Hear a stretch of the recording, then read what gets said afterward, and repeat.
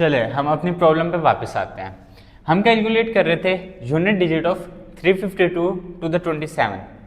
तो मैंने आपको प्रॉब्लम करवाई थी 352 टाइम्स 352 को अगर हम कैलकुलेट करें और तो हमें सिर्फ यूनिट डिजिट से फ़र्क पड़ता है अगर हमने यूनिट डिजिट फाइंड करना है। अब ये यहाँ पे हमने किया था 2 टाइम्स 2 4, तो जो यूनिट डिजिट्स का प्रोडक्ट आ रहा था वही ओरिजिनल प्रोडक्ट का यूनिट डिजिट होगा। तो इधर 2 टाइम्स 2 4 आया था, तो इसका मतलब 352 टाइम्स 352 का जो यूनिट डिजिट होगा जब हम इनको मल्टीप्लाई करेंगे तो वो भी 4 होगा। तो चलिए हम अपनी प्रॉब्लम पे मूव करते हैं। जो हमने असल में फाइंड करना था 352 टू द 27 का यूनिट डिजिट फाइंड करना था। जो बच्चे अभी मल्टीप्लाई करने बैठे थे 352 टू द 27 को, वो अभी तक मल्टीप्लाई ही कर रहे होंगे। तो चलिए हम इस फैक्ट को यूज़ करते हैं जो मैंने अभी आपको बताया कि हम अगर यूनिट डिजिट्स को लेके उनका प्रोडक्ट का यूनिट डिजिट लें तो वो ओरिजिनल प्रोडक्ट का यूनिट डिजिट होता है। तो ये हम अब अपनी ओरिजिनल प्रॉब्लम को देख लेते हैं। तो अब इधर हमें यूनिट डिजिट फाइंड करना है। तो मैंने आपको कहा कि हमें बाकी के नंबर से फ़र्क नहीं पड़ता, तो इसका मतलब हमें इधर इस 3 से भी कोई फ़र्क नहीं पड़ता और इस 5 से भी कोई फ़र्क नहीं पड़ता। अब हमारे पास इधर 2 टू द 27 बच गया। अब बच्चे क्या करेंगे, 2 टू द 27 को मल्टीप्लाई करना शुरू कर देंगे, यानी कि 27 टाइम्स 2 को मल्टीप्लाई करेंगे। हमें ये भी नहीं करना है, इसमें भी काफ़ी ज़्यादा टाइम ज़ाया होगा, तो हम इसे भी सिंपल तरीके से करेंगे। सिंपल जब मैं कह रहा हूँ तो इसका मतलब हम बहुत सिंपल तरीके से इसे सॉल्व करेंगे। तो अब हमें 2 टू द 27 कैलकुलेट करना है। तो अब हम अगर पैटर्न्स फाइंड करना शुरू करें, हम एक छोटे प्रॉब्लम से शुरू करते हैं क्योंकि हमें 2 टू द 27 चाहिए। हम एक छोटे प्रॉब्लम से शुरू करते हैं। अगर हमारे पास 2 पावर 1 हो, 2 टू द 1, तो हमारे पास आता है 2। इसी तरह अगर हमारे पास 2 स्क्वायर हो तो हमारे पास आएगा 4। हम इधर सिर्फ यूनिट डिजिट्स को देखेंगे क्योंकि हमें 2 टू द 27 के भी यूनिट डिजिट से सिर्फ फ़र्क पड़ता है, क्योंकि जो उसका यूनिट डिजिट होगा वही हमारे पास ओरिजिनल नंबर का यूनिट डिजिट होगा। तो अब 2 पावर 3, 2 पावर 1 2 है, 2 स्क्वायर 2 टाइम्स 2 4। अब 2 टू द 3 2 पावर 2 टाइम्स 2 हो जाएगा, यानी कि 2 टाइम्स 2 टाइम्स 2 8 आ जाएगा। तो ये हमारे पास आ गया 8। अब 2 पावर 4, ये हमारे पास होगा 2 पावर 3 टाइम्स 2, यानी कि 2 टाइम्स 2 टाइम्स 2 टाइम्स 2, यानी कि 4 कॉपीज ऑफ 2 आपस में मल्टीप्लाई हो जाएंगी।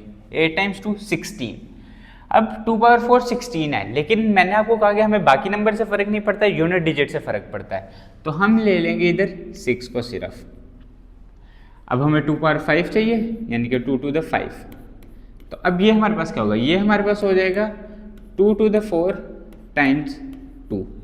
मैंने आपको बताया था कि दो नंबर्स को मल्टीप्लाई करें तो अगर हम उनका यूनिट डिजिट मल्टीप्लाई करें तो जो आंसर आता है वही हमारे पास ओरिजिनल प्रोडक्ट का यूनिट डिजिट होगा। तो अब 2 टू द 4 का यूनिट डिजिट 6 था, तो 6 को हमने 2 से मल्टीप्लाई किया तो 12 आया। 12 का यूनिट डिजिट 2 है, तो इसका मतलब 2 पावर 5 का जो है यूनिट डिजिट वो 2 हो जाएगा। अब हमें 2 टू द 6 कैलकुलेट करना है, तो वो हमारे पास आ जाएगा 2 टू द 5 टाइम्स 2। अब 2 टू द 5 का जो यूनिट डिजिट है वो 2 है। 2 को 2 से मल्टीप्लाई किया तो 4 आया, तो इसका मतलब 2 टू द 6 का यूनिट डिजिट 4 होगा। अब इसी तरह अगर हम 2 टू द 7 का यूनिट डिजिट कैलकुलेट करें तो वो हो जाएगा 2 टू द 6 टाइम्स 2, और 2 टू द 6 का यूनिट डिजिट 4 है और उसे 2 से मल्टीप्लाई किया तो 8 आ गया। अब हमारे पास 2 टू द 8 का हमने कैलकुलेट करना है यूनिट डिजिट, तो हमारे पास ये आ जाएगा 2 to the 7 times 2। 2 to the 7 का यूनिट डिजिट 8 है और टाइम्स 2 16। अब 16 में से हम सिर्फ यूनिट डिजिट लेंगे, यानी कि 6। तो 2 टू द 8 का यूनिट डिजिट 6 हो जाएगा। तो अब इधर हम क्या करते आ रहे हैं, हमने नंबर लिया, उसका यूनिट डिजिट फाइंड करने के लिए हमने मल्टीप्लाई किया बस, यानी कि अब इधर 2 था, पहले 2 आ गया, 2 स्क्वायर था 4 आ गया, 2 क्यूब का यूनिट डिजिट 8 आ गया। अब 2 टू द 4 जो है वो 2 टू द 3 टाइम्स 2 होता है, तो ये 8 टाइम्स 2 16 था। 16 का यूनिट डिजिट हमने लेना था, तो वो हमने 6 ले लिया क्योंकि हमें यूनिट डिजिट से फ़र्क पड़ता है, बाकी के नंबर से कोई फ़र्क नहीं पड़ता। अब 2 टू द 5 कैलकुलेट करने के लिए भी हमने यही किया कि 2 टू द 4 का यूनिट डिजिट ले लिया और उसे 2 से मल्टीप्लाई कर दिया, तो हमारे पास 6 टू द 12 आता है और उसका यूनिट डिजिट 2 है। तो हमने इसी तरह से बाकी नंबर्स को भी कैलकुलेट कर लिया। अब हम इधर देखें तो हमारे पास इधर 6 आ रहा है, तो इसका मतलब अगर हम 2 to the 9 कैलकुलेट करने लगे तो 6 times 2 12 आ जाएगा और फिर से हमारे पास जूनियर डिजिट 2 आ जाएगा। तो अगर हम इधर गौर करें तो ये साइकिल रिपीट हो रहा है, 2 से 6 तक आया, फिर 2 से 6 तक, और फिर जब 2 to the 9 कैलकुलेट करने लगे फिर जूनियर डिजिट जो है ना वो 2 आ गया। तो अब इसका मतलब हमें पता चल गया कि ये एक साइकिल है 4 नंबर्स का जो बार बार रिपीट होगा। तो अब हमें 27 कैलकुलेट करना है। तो अब इधर भी बच्चे गलती करते हैं, बच्चे करेंगे कि 1 2 3 4 5 6 7 8, फिर से कैलकुलेट करेंगे, 8 के बाद 9 10 11 12 13 14 15 16 17 18, इस तरह से कैलकुलेट करने लगे हैं। तो अगर इधर कोई बड़ा नंबर होता, 27 के अलावा कोई नंबर होता, कोई थाउजेंड्स में होता या कोई और नंबर होता, तो फिर काफ़ी ज़्यादा टाइम ज़ाया हो जाएगा।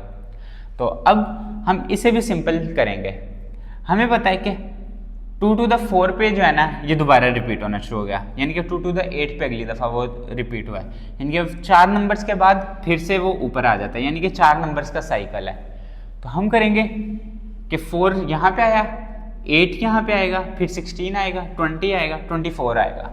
अब हमें 27 चाहिए, यानी कि 24 तक जो है वो 6 आएगा।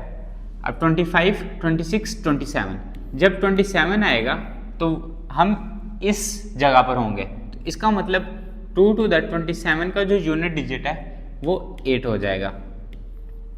अब हमने 2 to the 27 का यूनिट डिजिट निकाल लिया, 8 है, तो इसका मतलब 352 टाइम्स 2 352, और इसे 27 दफ़ा जब मल्टीप्लाई करेंगे यानी कि 352 to the 27 का यूनिट डिजिट कैलकुलेट करेंगे तो वो भी हमारे पास 8 होगा।